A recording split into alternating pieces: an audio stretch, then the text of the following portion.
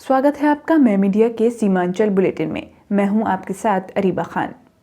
किशनगंज से कांग्रेस विधायक इजहारुल हुसैन ने जिला कांग्रेस कार्यालय में एक प्रेस कॉन्फ्रेंस आयोजित कर केंद्र सरकार द्वारा 3 कृषि कानून वापस लेने की घोषणा को किसान एकता और कांग्रेस पार्टी नेतृत्व की जीत करार दिया है।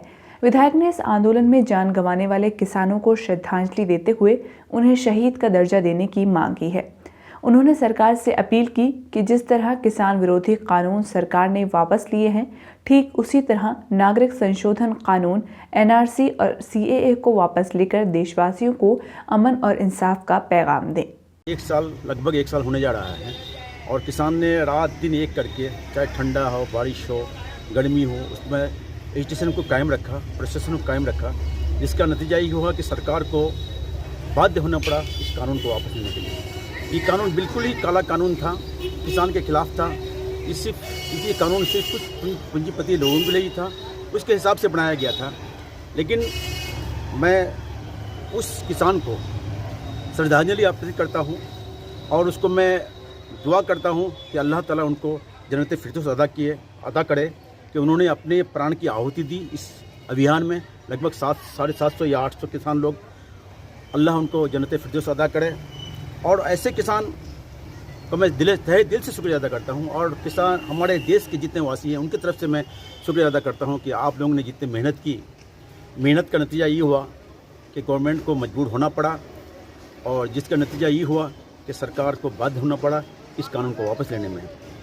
और मैं उनका भी तहे दिल से शुक्रिया अदा करता हूँ, हमारे आदरणीय प्रधानमंत्री जी का, जिन्होंने बात को समझी कि हमने जो कानून बनाया था वो बिल्कुल गलत था और किसान के खिलाफ में था। इसलिए उन्हें सोच समझ कर देखा कि और किसान बिल्कुल सही रास्ते में है। इसके बदौलत उन्होंने कानून को वापस लिया। उसके लिए हम किसान पूरे देशवासियों की तरफ से उनका भी तहे दिल से शुक्रिया अदा करते हैं।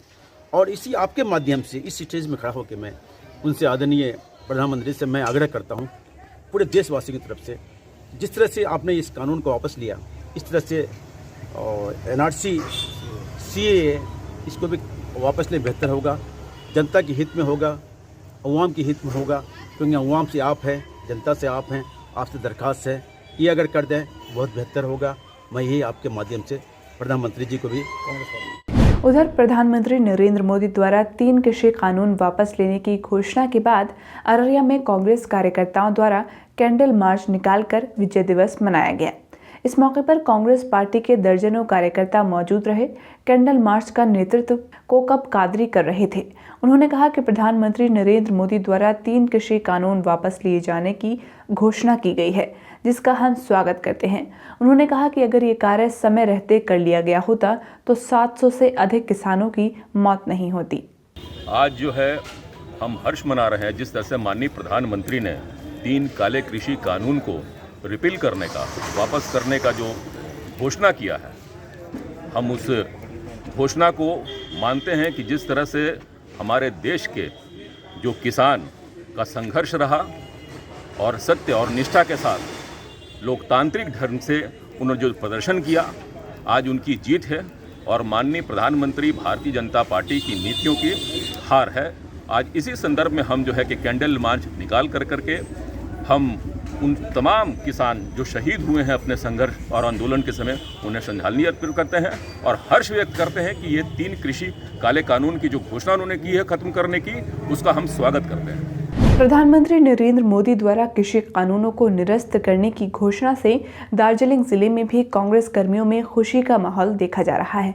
शनिवार को जिला कार्यालय के सामने कांग्रेस कार्यकर्ताओं ने ढोल व नगाड़ा बजाकर कृषि कानून रद्द होने का जश्न मनाया। इस अवसर पर कांग्रेस के जिला अध्यक्ष शंकर मालाकर समर्थकों के साथ अबीर खेलते नजर आए।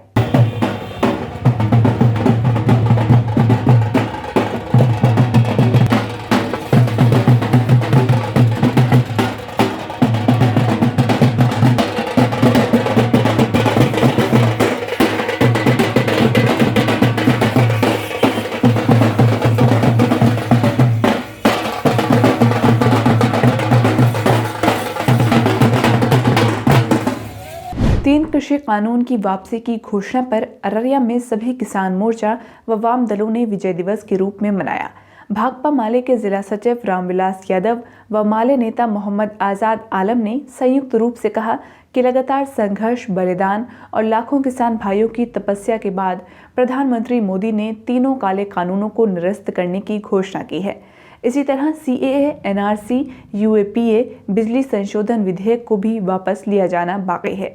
हमारी प्रतिक्रिया सबसे पहले तो यह है कि देश भर के किसान मजदूरों ने जो एकता दिखाई है, दृढ़ता दिखाई है, लाठी गोली खाकर उन्होंने आंदोलन को आगे बढ़ाया है। और जो प्रधानमंत्री कह रहे थे कि 1 इंच नहीं हम हटेंगे, और जिनके अन्य नेता कह रहे थे कि ये खालिस्तानी है, ये टुकड़े टुकड़े गैंग है, ये पाकिस्तानी है, ये देशद्रोही है, ये तमाम जो दुष्प्रचार अपने ही देश के किसानों के खिलाफ अपने ही देश के राजनेता कर रहे थे, वो आज हार गए हैं। ये किसानों के आंदोलन ने साबित कर दिया है। इसलिए हम खुश हैं कि देश भर के किसान अब अपने फसल का सही दाम पाएंगे।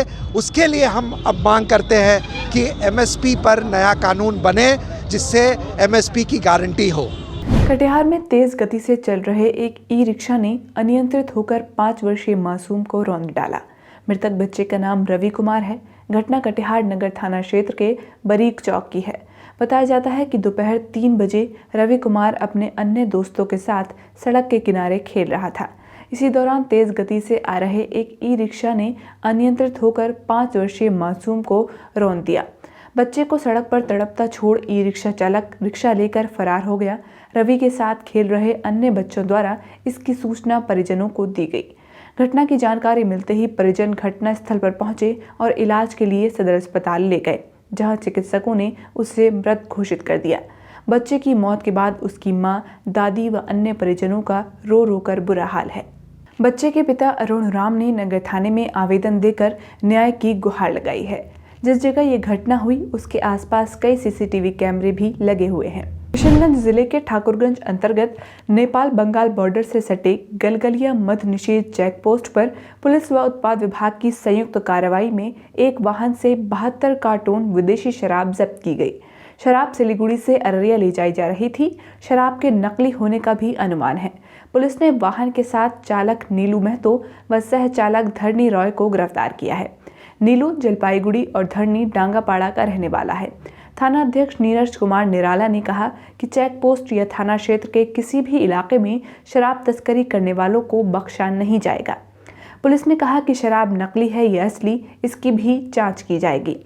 सर्कल इंस्पेक्टर सुनील कुमार पासवान ने बताया कि गलगलिया थाने और उत्पाद विभाग द्वारा की गई कार्रवाई के बाद पुलिसिया कार्रवाई होगी और इसके बाद आरोपियों को जेल भेजा जाएगा। सिलीगुड़ी मेट्रोपॉलिटन पुलिस और ट्रैफिक पुलिस ने सिलीगुड़ी के विधान रोड के फुटपाथ को अतिक्रमण मुक्त कराने के लिए अभियान चलाया। शनिवार को सिलीगुड़ी के विधान रोड के फुटपाथ पर जो दुकानदार सामान बेच रहे थे, उन्हें नोटिस थमाया और उन्हें हट जाने को कहा। साथ ही व्यवसायी समिति के सदस्यों और व्यवसायियों से अनुरोध किया कि वे अपनी अपनी सामग्री फुटपाथ पर रखकर व्यवसाय न करें। उत्तर प्रदेश से गाड़ी चोरी कर असम ले जाने की बदमाशों की मंशा पर पुलिस ने पानी फेर दिया। नकली नंबर और डॉक्टर होने का स्टिकर लगाकर चोरी की गाड़ी ले जाई जा रही थी। सिलीगुड़ी के फूलबाग प्लाजा के पास पुलिस ने गाड़ी पकड़ ली। साथ ही 2 लोगों को गिरफ्तार भी किया। उनके नाम भूपेंद्र और योगेंद्र कुमार हैं। दोनों उत्तर प्रदेश के रायबरेली के रहने वाले बताए गए हैं। पुलिस ने अदालत में पेश कर दोनों को रिमांड पर लिया है। कटिहार जिले में 26 नवंबर को नशा मुक्त दिवस मनाया जाएगा। इसको लेकर एक सप्ताह पहले ही उत्पाद विभाग और शिक्षा विभाग की ओर से कई कार्यक्रम आयोजित किए जा रहे हैं। नशा मुक्ति दिवस को लेकर 19 नवंबर को अंबेडकर चौक स्थित BMP विद्यालय में छात्र छात्राओं के बीच प्रतियोगिता का आयोजन किया गया। इसमें कई छात्रों ने निबंध प्रतियोगिता, वाद विवाद प्रतियोगिता और पेंटिंग प्रतियोगिता में हिस्सा लिया। इस दौरान उत्पाद अधीक्षक केशव झा स्कूल में मौजूद रहे। आज के लिए इतना ही। सीमांचल की बड़ी खबरों को और विस्तार से पढ़ने के लिए आप हमारी वेबसाइट मैमीडिया.in पर भी जा सकते हैं। आज आपके बीच इन खबरों को लाने वाले हमारे साथी हैं महराज खान, सैयद शादाब, तहसीन अली और रविंद्र यादव।